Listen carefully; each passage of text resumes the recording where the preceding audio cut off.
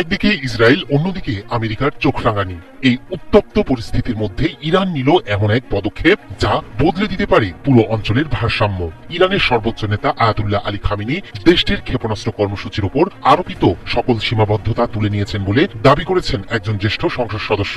যদিও বিষয়টি এখনো আনুষ্ঠানিকভাবে নিশ্চিত করা হয়নি, তবে বিশ্লেষকদের মতে যদি এই সিদ্ধান্ত সত্য হয় তাহলে এটি ইরানের প্রতিরক্ষা নীতিতে একটি বড় ধরনের পরিবর্তনের ইঙ্গিত দিচ্ছে। বিশেষত গত জুনে ঘটে যাওয়া সংঘাতের পর ইরান যে সামরিক দিক থেকে আরো দৃঢ় অবস্থান নিচ্ছে, এই সিদ্ধান্ত সেই বার্তাই বহন করে। এদিকে এরই মধ্যে ইরানকে ভয়ঙ্কর সব অস্ত্র দিচ্ছে রাশিয়া, যা ইসরায়েলের কাছে কেবলই হুমকি নয়, বরং এক দুঃস্বপ্ন। গত জুনে ইসরায়েলের আকস্মিক ও অযৌক্তিক হামলার দাঁত ভাঙা জবাব দিয়েছিল শক্তিশালী দেশ ইরান।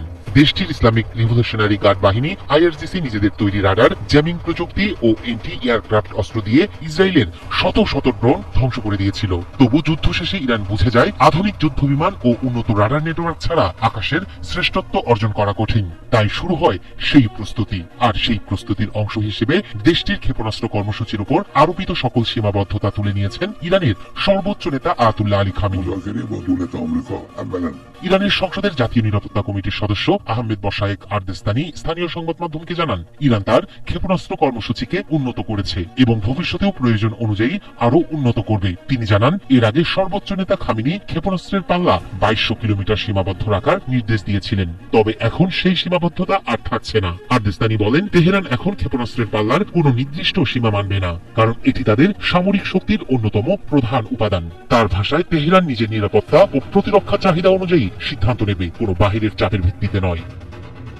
যদিও বিষয়টি এখনো আনুষ্ঠানিকভাবে নিশ্চিত করা হয়নি, তবে বিশ্লেষকদের মতে যদি এই সিদ্ধান্ত সত্য হয় তাহলে এটি ইরানের প্রতিরক্ষা নীতিতে একটি বড় ধরনের পরিবর্তনের ইঙ্গিত দিচ্ছে।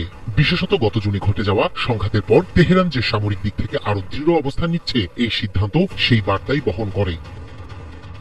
বিশ্লেষকদের মতে ইরানের এই অবস্থান এক সুস্পষ্ট বার্তা দিচ্ছে, তারা বিদেশি চাপ বা নিষেধাজ্ঞাকে উপেক্ষা করে নিজেদের প্রতিরক্ষা নীতিতে অটল রয়েছে এবং সামরিক প্রযুক্তির উন্নয়ন অব্যাহত রাখবে। খামেনির এই সিদ্ধান্ত মধ্যপ্রাচ্যে নতুন করে উত্তেজনার জন্ম দিতে পারে এবং তার প্রভাব পড়তে পারে বৈশ্বিক নিরাপত্তার রাজনীতিতেও।